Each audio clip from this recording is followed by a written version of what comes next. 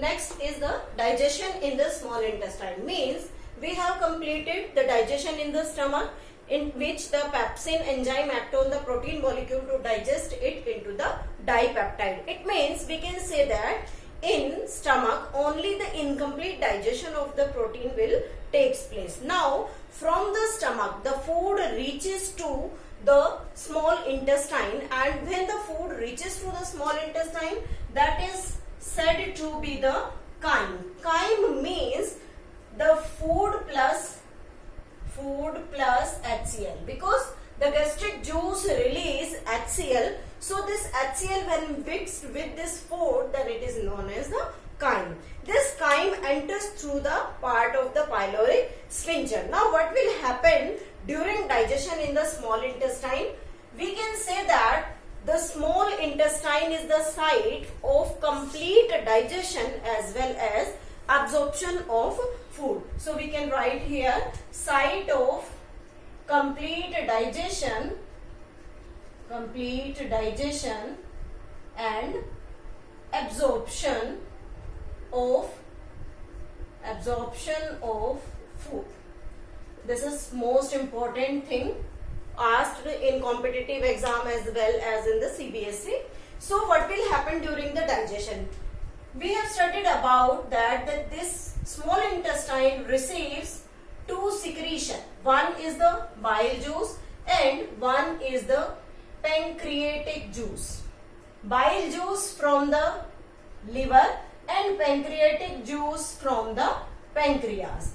It is from the liver. So both of them helps in the digestion inside the small intestine. Now how, or you can say what type of digestion and which food particle get digest in this small intestine. First of all, we have talk about this bile juice, that is the part of the liver released in the form of a liquid alkaline juice. Then what will happen here? First of all, the emulsification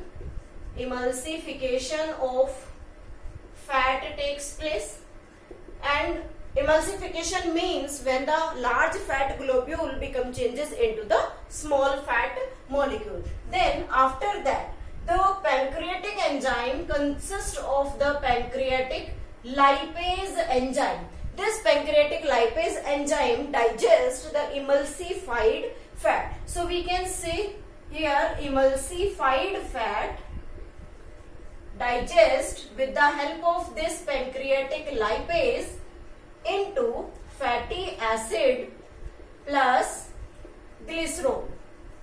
Fatty acid plus glycerol. So the fat digestion completed here with the two secretion, one from the bile juice and another from the pancreas, that is the pancreatic enzyme is the pancreatic lipase. Now next, what food particle will digest here, or you can say which nutrient digest here? Second digestion is of starch. This starch, that is the remaining part, which is known as the 70% part, because 30% get digested into the oral cavity. So what will happen here? Starch again digested with the help of pancreatic amylase and again changes into maltose plus isomaltose. Means again disaccharide formation takes place here. Now third particle is the protein.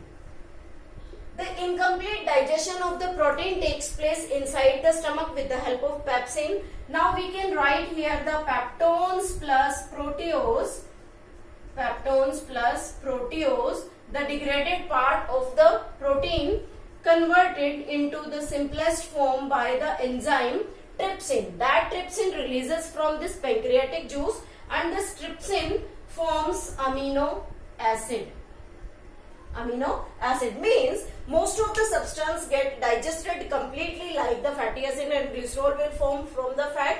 Amino acid forms from the peptones and proteose, that is the component of the proteins. Now what will happen to this maltose and isomaltose, that is produced 30% in the oral cavity and 70% in this intestine. Now the third secretion is intestinal juice.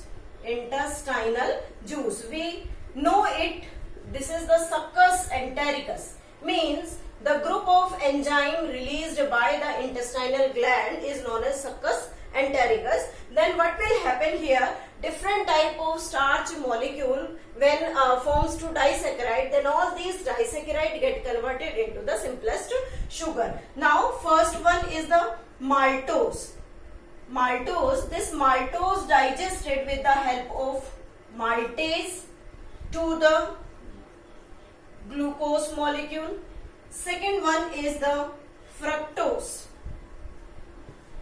This fructose changes into, the sucrose.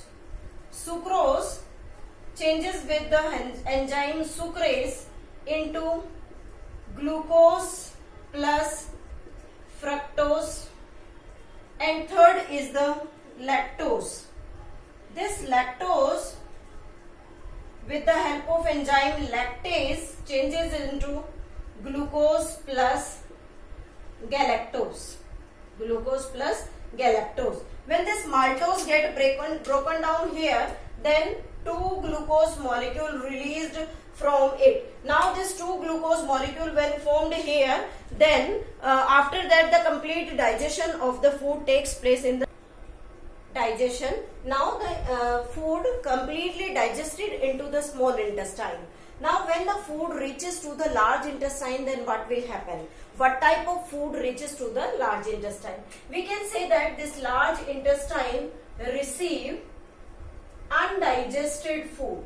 Undigested food means the food which become undigested due to some reason. First of all, we can say that the food particle become very hard, so digestion can't be possible. Second, we can say that the appropriate enzyme for the digestion of that food molecule will not released in the alimentary canal. So many factors for the undigestion of the food, we can say. So the large intestine always receive this undigested food, and this undigested food become the waste of our body. This waste get stored in the rectum.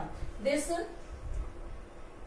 storage of the waste takes place in this rectum, and after that the anus helps in removal of the waste. Removal of waste we can say, or we can say the process of egestion takes place by the anus. Here the anal sphincter muscles helps in the movement, or you can say the removal of the waste substance from the body part. Now we can write here the one of the most important function of this large intestine is to absorb water. Means water is absorbed by the large intestine, as well as it helps in absorption of certain drugs. These are two important functions of the large intestine. So we have completed here the large intestine with its digestion as well as its absorption.